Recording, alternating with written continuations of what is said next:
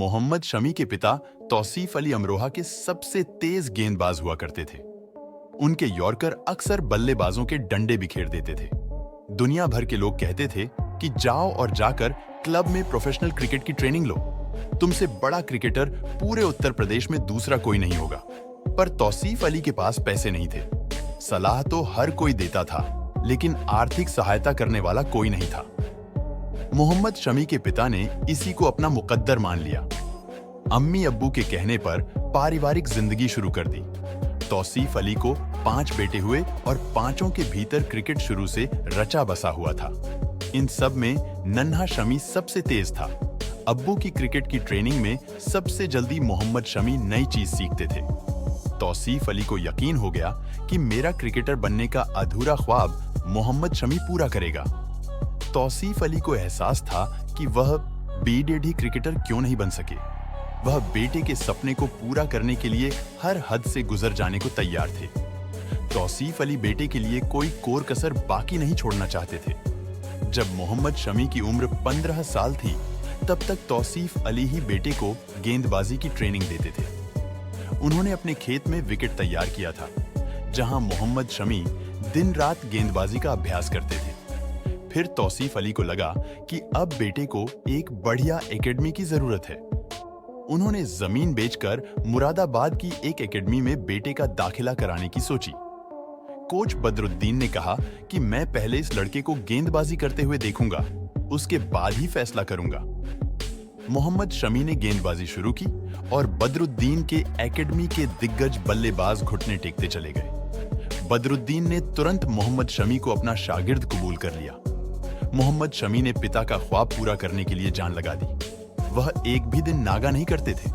यहां तक कि ईद वाले दिन भी नमाज अदा करने के बाद मोहम्मद शमी गेंदबाजी करने पहुंच जाते थे। जब भी एकेडमी में कोई क्रिकेट मैच होता था, तो मैच खत्म होने के बाद मोहम्मद शमी कोच से पुरानी गेंद मांगते थे। एक दिन बदरुद्दीन ने पूछा कि तुम इनसे करते क्या हो?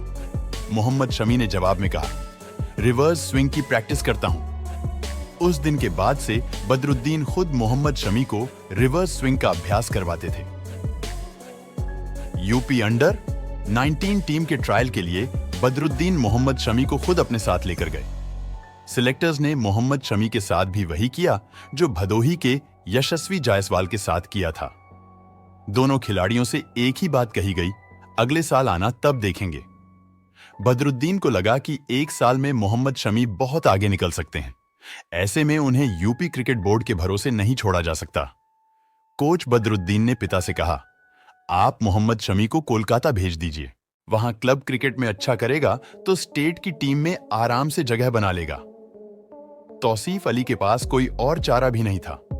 वह किसी भी सूरत में बेटे मोहम्मद शमी को भारत के लिए खेलते हुए देखना चाहते थे।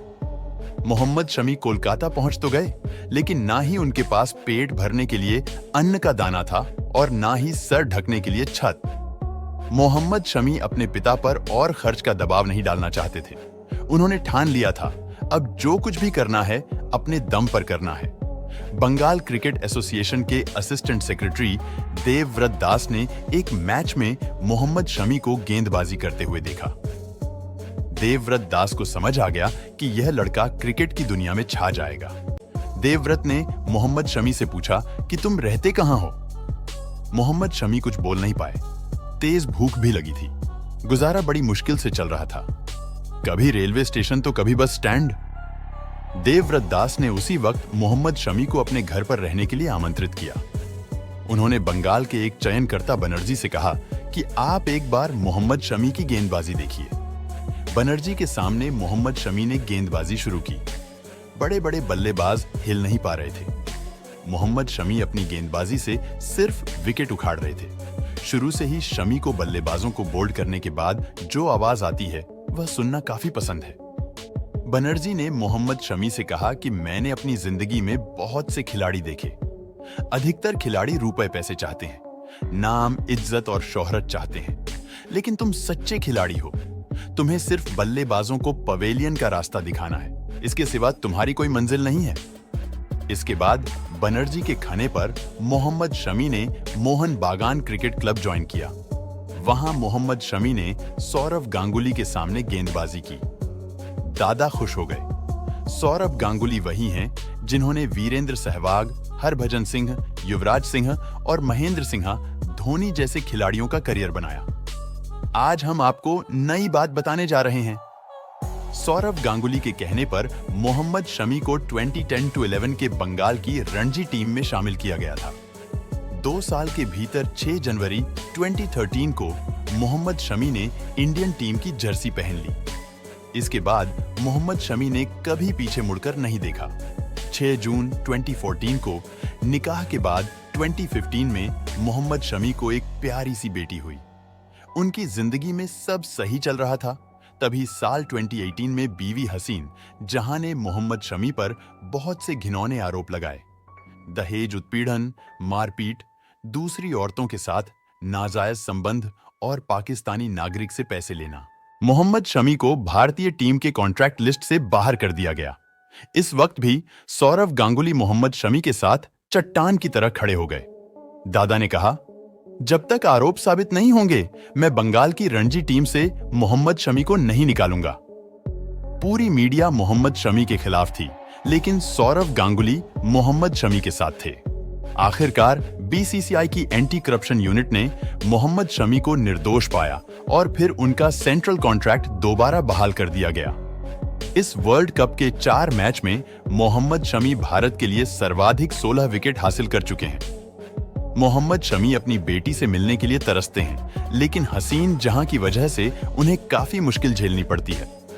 फिर भी मोहम्मद शमी देश के लिए जान लगा रहे हैं। तौसीफ अली, बदरुद्दीन, देवव्रत दास और सौरव गांगुली के सहयोग से आज भारत का नाम रोशन कर रहे मोहम्मद शमी को सलाम करिए। ताज़ा खबरों के लिए हमारे चैनल को सब्सक्राइब जरूर करें।